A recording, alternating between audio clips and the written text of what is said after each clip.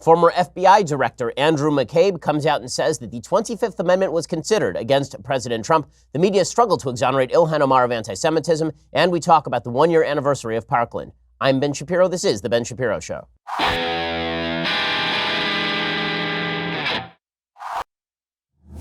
Alrighty, so we're going to get to all the news, and it is a big news day today. First, we need to talk about the U.S. national debt. You remember 2008? Remember there's this guy named Obama. He was elected, and the U.S. national debt at the time was $10 trillion. Today, the debt is nearly $22 trillion. It is rising like a hockey stick. If you don't think that we're sitting on a house of cards, you're living with your head in the sand. But since you're listening to the podcast, you're already smarter than the average American. So what exactly is your plan? Can you afford another hit to your retirement like the last downturn when the S&P dropped 50%? Well, this is why you should put at least some of your money in a hedge against inflation and uncertainty with some precious metals. Gold is a safe haven against uncertainty. My savings plan is diversified, and yours should be as well. The company I trust with precious metal purchases is Birch Gold Group. And right now, thanks to a little-known IRS tax law, you can even move your IRA or eligible 401k into an IRA backed by physical gold and silver. It's perfect for people who want to protect their hard-earned retirement savings from any future geopolitical uncertainty. Look back historically. When the bottom falls out of everything else, gold tends to safeguard savings. Birch Gold Group has thousands of satisfied customers, countless 5-star reviews, and an A+ rating with the Better Business Bureau. Contact Birch Gold Group, get a free information kit on physical precious metals, see if diversifying into gold and silver makes some sense for you. That comprehensive 16-page kit reveals how gold and silver can protect your savings. To get that no-cost, no-obligation kit, text BEN to 474747. Again, text BEN, my name, to 474747 to get that no-cost, no-obligation kit. Alrighty, so the big news today is that former acting FBI Director Andrew McCabe now has, I believe, a new book coming out. He has an interview with Scott Pelley of 60 Minutes. And in this interview, he tells Scott Pelley that he and a bunch of other people at the FBI and inside the DOJ considered recruiting cabinet members to invoke the 25th Amendment. Here is Scott Pelley reporting that from CBS this morning. The most illuminating and surprising thing in the interview to me were these 8 days in May when all of these things were happening behind the scenes that the American people really didn't know about. There were meetings at the Justice Department in which it was discussed whether the vice president and a majority of the cabinet could be brought together to remove the president of the United States under the 25th Amendment. These were the 8 days from Comey's firing to the point that Robert Mueller was appointed special counsel. And the highest levels of American law enforcement were trying to figure out what to do with the president. Okay, and this is fully insane. Right? If you recall, this was first reported by the New York Times. They reported that Deputy Attorney General Rod Rosenstein, who's always been seen by President Trump as sort of anti-Trump, as the guy who was allowing Robert Mueller to run wild in the Mueller investigation. The New York Times reported last year that Rod Rosenstein had basically convened meetings about whether the 25th Amendment could be used to declare President Trump mentally unfit. That's not his job. That was not his job. That was the Deputy Attorney General Rod Rosenstein. Not his job. Right? The decision as to whether the 25th Amendment could be invoked or should be invoked would have to be initiated by at least a sitting cabinet member, you would imagine. It can't just be some low-level staffer over at the Attorney General's office who decides, you know what, let's have some internal discussions about removing the President of the United States, specifically in the aftermath of the President firing the FBI director, which, by the way, he has every right to do. Trump has responded in a pair of tweets on Thursday morning after Rosenstein said that McCabe's account of the discussion was inaccurate and factually incorrect. Trump responded in Twitter form. He said, disgraced FBI acting director Andrew McCabe pretends to be a poor little angel, when in fact he was a big part of the crooked Hillary scandal and the Russia hoax, a puppet for leaking James Comey. IG report on McCabe was devastating, part of insurance policy in case I won. Many of the FBI top brass were fired, forced to leave, or left. McCabe's wife received big dollars from Clinton people for her campaign. He gave Hillary a pass. McCabe is a disgrace to the FBI and a disgrace to our country. All capitals, make America great again. Now, Trump is not wrong to rip into Andrew McCabe. You'll recall that Andrew McCabe was originally fired for lack of candor. He was fired last year.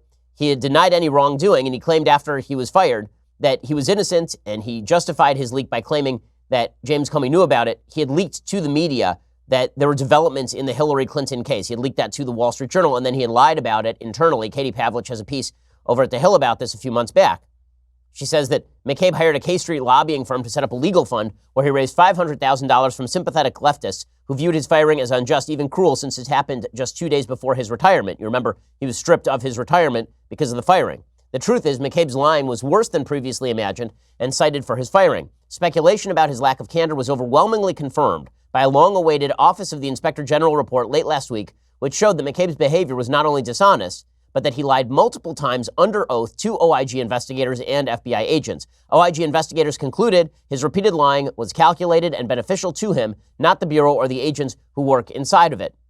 According to the report, as detailed in this report, the OIG found that then Deputy Director Andrew McCabe lacked candor, including under oath, on multiple occasions in connection with describing his role in connection with a disclosure to the Wall Street Journal, and that conduct violated FBI code. The OIG also concluded that McCabe's disclosure of the existence of an ongoing investigation in the manner described in this report violated the FBI's and department's media policy and constituted misconduct. Now, does that mean that McCabe was part of the quote-unquote Russia hoax? Does that mean that McCabe was actively undermining the president in 2016?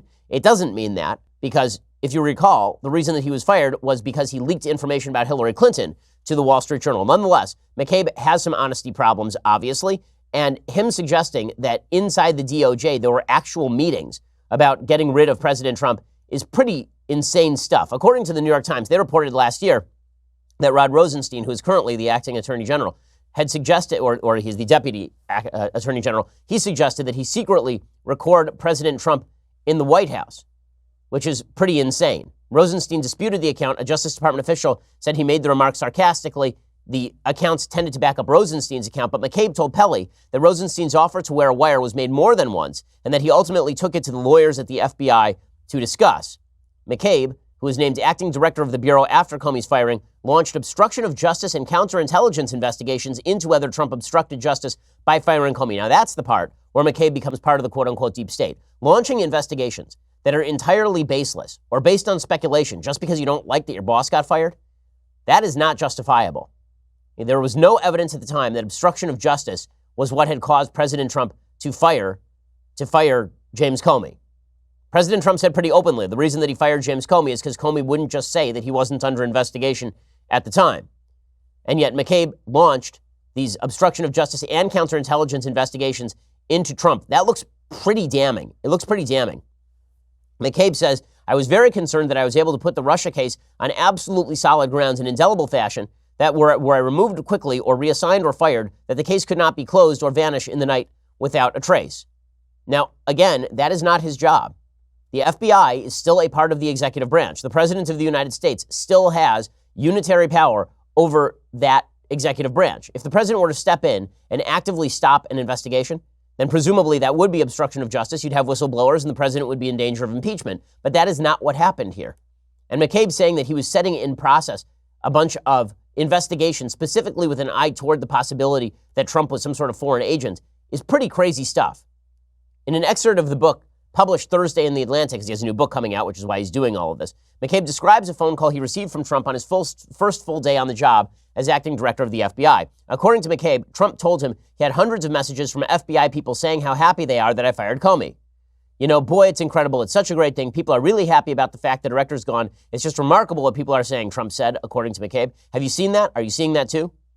McCabe was eventually fired in March 2018. So McCabe coming forward with this bombshell once again is going to raise the specter that President Trump is not in the wrong when he says that there were motivated people inside the DOJ and the FBI who are attempting to oust him from office without proper evidence. If that is true, if inside the DOJ there were actual meetings about invoking the 25th Amendment without a single member of Trump's cabinet asking for it or asking for that investigation, that's pretty insane stuff. Again, that is not their job. That is not their job. And Trump has every right to be extraordinarily upset about all of that. And meanwhile, President Trump is deciding whether or not to sign this border wall deal. It appears pretty obvious that today President Trump is going to sign the border wall deal. It doesn't actually provide tons of money for the border wall. It provides about $1.375 billion for additional border fencing. According to the New York Times, Congress will move quickly on Thursday to pass a border security deal that deprives President Trump of what might be his last chance to build his wall. Well, it doesn't really deprive him of the chance. I mean, President Trump may be reelected. Maybe he uses his executive powers in order to build more fencing along the drug corridors. The New York Times, though, is hopeful that Trump signs this into law. The Senate will vote first on the legislation, which includes the 7 remaining bills to keep the final quarter of the government open through the end of September. House and Senate negotiators unveiled the 1,159-page bill just before midnight on Thursday, leaving little time for lawmakers to actually digest its contents. First of all, this kind of stuff has to stop.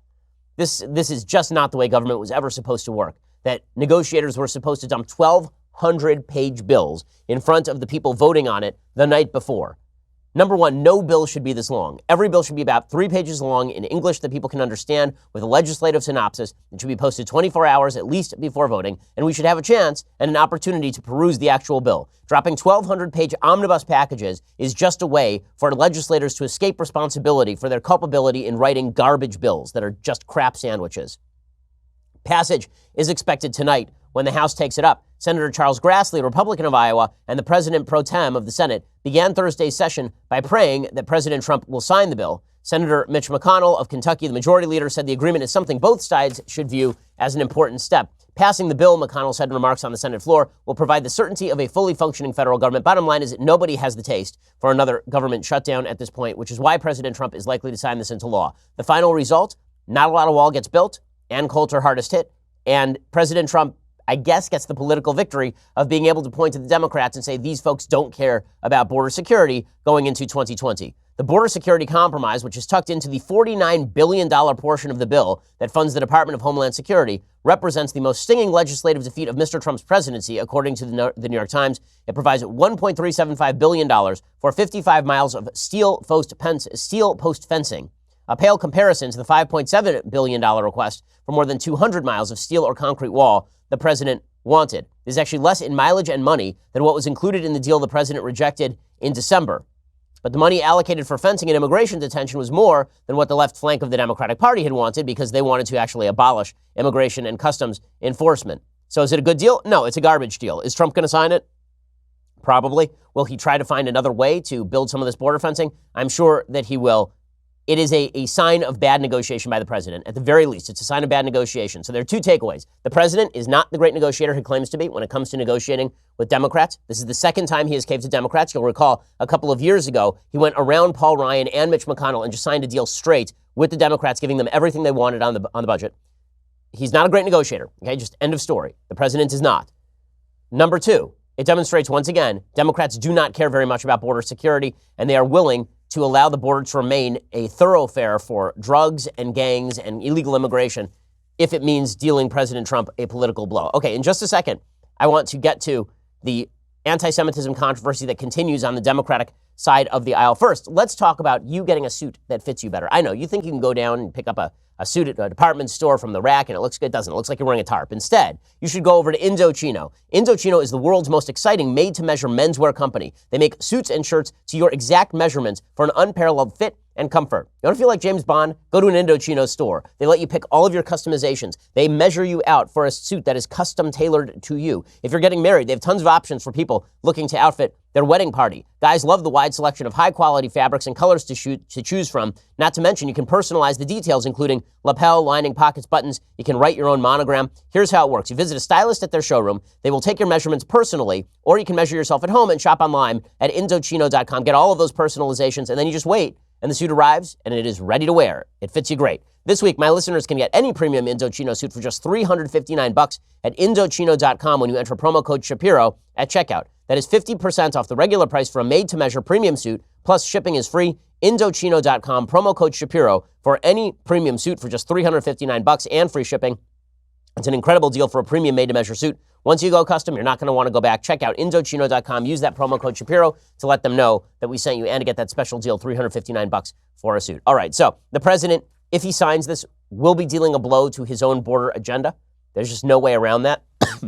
However, going into 2020, does that have any actual impact? The answer is actually no. Over the last month, the president has gained substantially in his average approval ratings. In the Gallup tracking poll, the president is up something like 7% over the last month and a half, despite the government shutdown, despite all of this. Why? Because the more that the president can show the Democrats in the proper light, the more he can show how radical they are, the better it will be for him. We live in a binary system. President Trump's approval ratings are not completely dependent on President Trump. Much of his approval rating is dependent on how terrible the Democrats are. And fortunately for President Trump, the Democrats are pretty damn terrible. Speaking of which, in just a second, I want to get to the latest in the Ilhan Omar controversy. So, Ilhan Omar continues to be a horrible congressperson, just an awful, awful congressperson. Yesterday, she made a fool of herself when she was interviewing Elliott Abrams. Elliott Abrams is the special envoy to Venezuela. Elliott Abrams has been a lifelong envoy to South America during the 1980s. He worked with a bunch of governments in South America. Now, you'll have to recall that in the 1980s, there were serious conflicts in South America in which the Soviet Union was specifically attempting to overthrow certain governments in South America and Latin and Central America, attempting to overthrow those governments and put in place communist dictatorships. And the United States was deeply involved in funding a lot of regimes that were bad. But the question is, were those regimes actually worse than communist dictatorships? The answer was no. Nonetheless, is it true that the United States has unclean hands in South America? Of course, that's true. Elliott Abrams was working for the Reagan administration. He was not in favor of human rights violations. He was in the middle of a Cold War, and he was attempting to make changes in South America and work with governments making changes in South America that would eventually lead to democracy. So he worked, for example, in El Salvador. In El Salvador, there was a civil war between a communist uprising, a communist front group that was run basically by the Soviet Union and funded by the Soviet Union.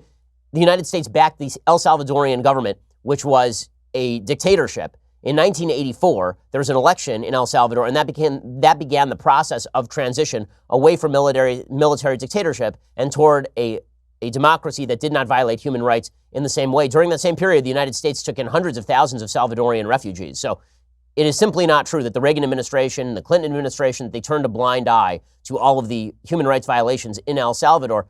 Ilhan Omar was asking Elliott Abrams questions, and you have to understand, the reason that she was going hard after Elliott Abrams was not really because of things she suspected that he did back in the 1980s. That is not the real reason she's going hard after him. The real reason Ilhan Omar is going hard after him is because she is a defender of the Maduro regime. So for a lady who is complaining about human rights violations in the 1980s, she's sure doing an amazing job of defending one of the worst human rights violators on planet Earth, Nicolas Maduro, and the socialist evil regime that exists in Venezuela. So Ilhan Omar went after Elliott Abrams in the most vicious possible way, wouldn't even allow him to answer questions. The U.S. policy in El Salvador was a fabulous achievement. Yes or no, do you still think so? From the day that President Duarte was elected in a free election to this day, El Salvador has been a democracy. That's a fabulous achievement. Yes or no, do you think that massacre was a fabulous achievement that happened under our watch? That is a ridiculous question, and I yes or no? No. I will take that as a yes. I am not going to respond to that kind of personal attack, which is not a question. Okay, and of course, he is exactly right. Also, Democrats should know by now, no means no. No does not mean yes. The idea that she can say, do you believe in human rights violations? And he says no. And she says, well, I'll take that as a yes. Well, then take a hike. Take a hike, lady. I mean, what vile nastiness. By the way, she doesn't even know what she's talking about. I mean, she was questioning him about Iran-Contra, and she was mispronouncing half of her words. She legitimately doesn't know anything about the topic she's questioning about. Her staff preps her, and then she goes out and asks questions by mispronouncing the actual words that she is supposed to be saying. Mr. Adams, in 1991, you pleaded guilty to 2 counts of withholding information from Congress regarding your involvement in the Iran-Contra affair, for which you were later pardoned by President George H.W. Bush. On February 8, 1982, you testified before the Senate Foreign Relations Committee about U.S. policy in El Salvador. In that hearing, you dismissed as communist propaganda report about the massacre of El Mozote. Okay, so she doesn't know what she's talking about, and she's a nasty human being. To not even allow Abrams to answer the questions. I don't know what the purpose of these hearings is other than to provide these sort of moments for the fresh faces of the Democratic Party, so fresh, so face, to demonstrate how they can destroy Republicans. And then we just clip out the part where he answers, and then we pretend that she did an amazing job of tearing him down. But that is not the extent of the defense of Ilhan Omar. So Ilhan Omar did that yesterday. If a Republican congressperson did that to any Democratic nominee, everybody would be up in arms in the media. Instead, she was cheered as a real truth teller by members of the media. But it's not just that. Ilhan Omar is a lifelong anti-Semite, or at least a career-long anti-Semite. Her record of anti-Semitism is clear and convincing. It was not just that she tweeted something out that was anti-Semitic last weekend. As I said, with regard to Ralph Northam, you have to judge people by their body of work. When that photo came out of Ralph Northam from 1985, I asked the question, do you actually think that Ralph Northam is a racist? That was a racist thing to do. Do you think that Ralph Northam is actually a racist based on his 59 years on this planet? Do you think that overall he as a human being today is a racist? And the answer, by way of his record, is probably no. It's probably no. And the same thing is true of Attorney General Mark Herring in the same state who dressed up as a rapper in 1980. The point that I'm making is that people say dumb, ignorant stuff sometimes. They do dumb, ignorant stuff sometimes. And when people do dumb and ignorant stuff, and we can adjudge that it has been dumb and ignorant, then forgiveness is in the cards. Forgiveness is not in the cards when you have a long record of doing bad stuff and then you say a thing. When you have a long record of saying things and then you say another thing. Right? At that point, forgiveness is not in the cards, nor should we adjudicate your statement in the same way we would as if it was the first time that somebody else had said it.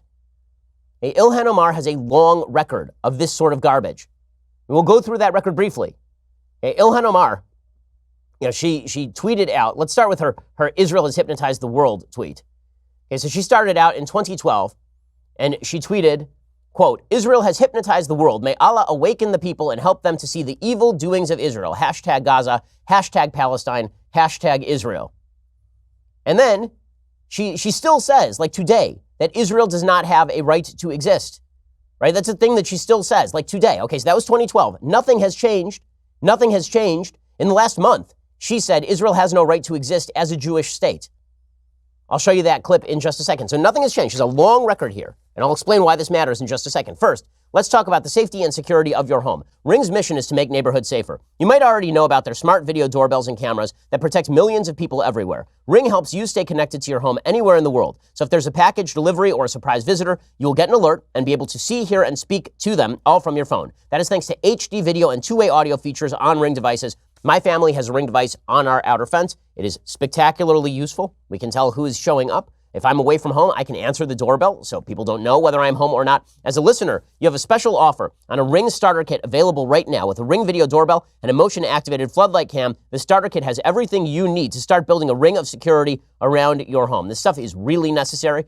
A lot of break-ins occurring in major cities around the country. And a lot of those break-ins happen when somebody rings the doorbell to determine if you're home, and then they break into your house. Ring prevents that because you can pick up your phone anywhere. They don't know if you're home or not, and you can call the cops.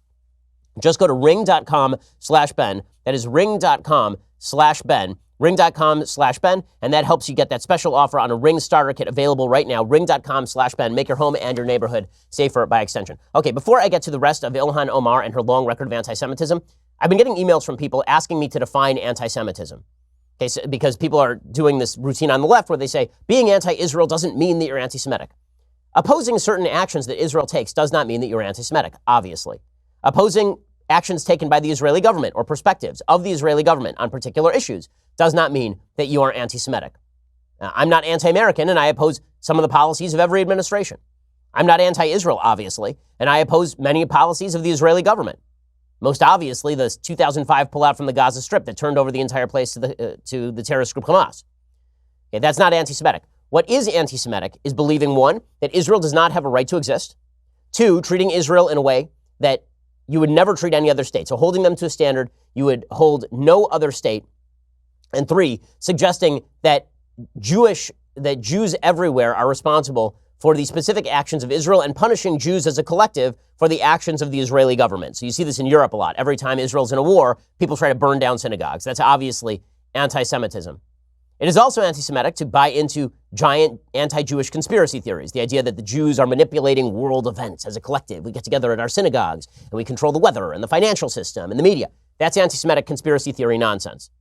The problem for Ilhan Omar is that she believes a lot of these things. And it is obvious from her statements and her activities that she does believe a lot of these things. By the way, my suggestion that this is what anti-Semitism is not unique to me. It is the State Department definition of anti-Semitism. Here are some of the examples of anti-Semitism that the plenary in Bucharest decided to declare in the Stockholm Declaration are anti-Semitic. Okay, calling for, aiding, or justifying the killing or harming of Jews in the name of a radical ideology or an extremist view of religion. Making mendacious, dehumanizing, demonizing, or stereotypical allegations about Jews as such or the power of Jews as collective.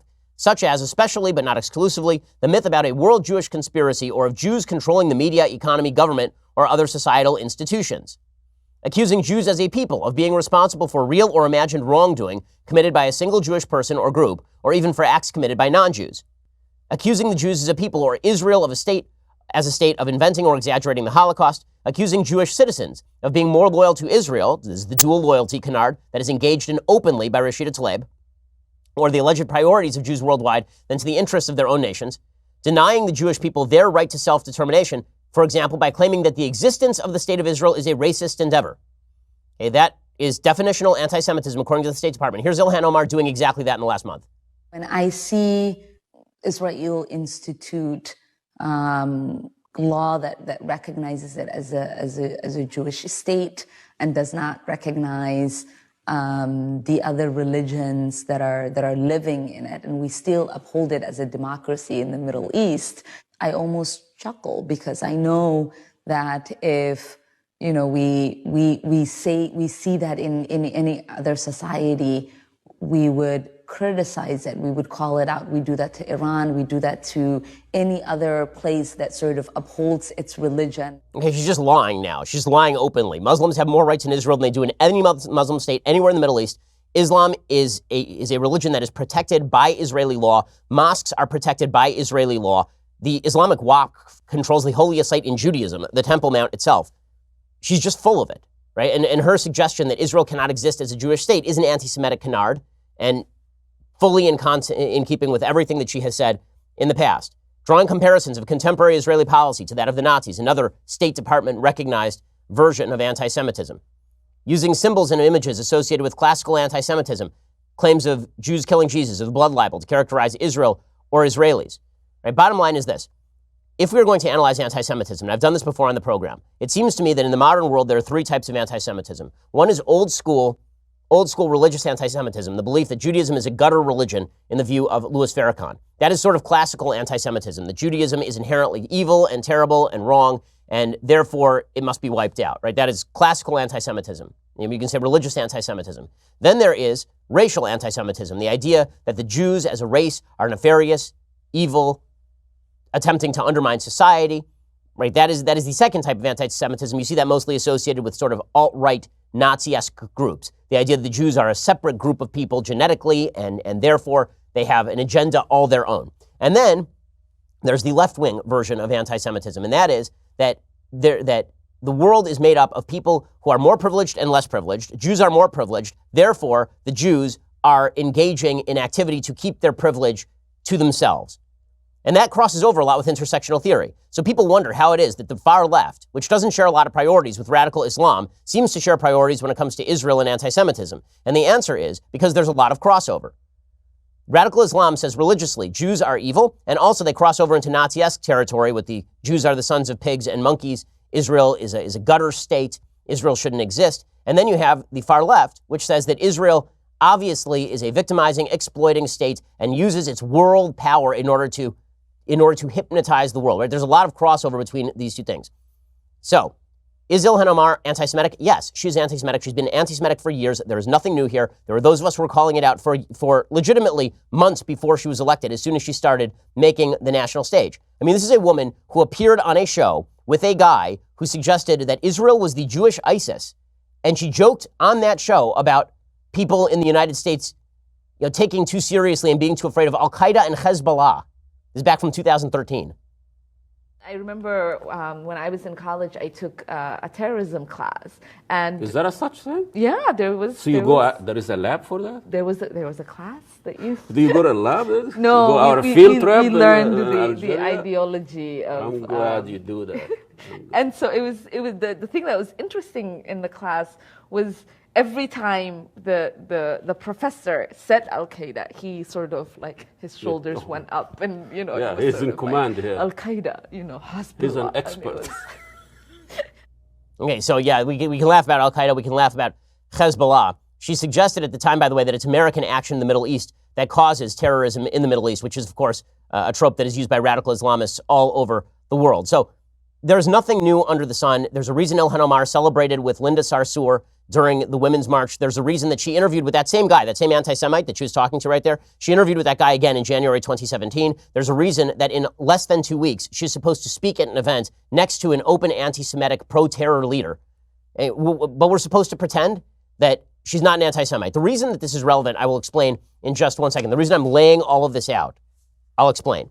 First, let's talk about how you protect yourself. When the founders crafted the Constitution, the first thing they did was to make sacred the rights of the individual to share their ideas without limitation by their government. The second right they enumerated was the right of the population to protect that speech and their own persons with force. You know how strongly I believe in those principles. I'm a gun owner, and owning a rifle is an awesome responsibility. Building rifles is no different. This is why Bravo Company Manufacturing was started. It was started in a garage by a Marine veteran more than 2 decades ago to build a professional-grade product that meets combat standards. BCM believes the same level of protection should be provided to every American, regardless of whether they are a private citizen or a professional. BCM is not a sporting arms company. They design, engineer, and manufacture life-saving equipment, and they assume that each rifle leaving their shop will be used in a life or death situation by a responsible citizen, law enforcement officer, or a soldier overseas. Each component of a BCM rifle is hand-assembled and tested by Americans to a life-saving standard. BCM feels a moral responsibility as Americans to provide tools that will not fail the user when it's not just a paper target, but someone coming to do them harm.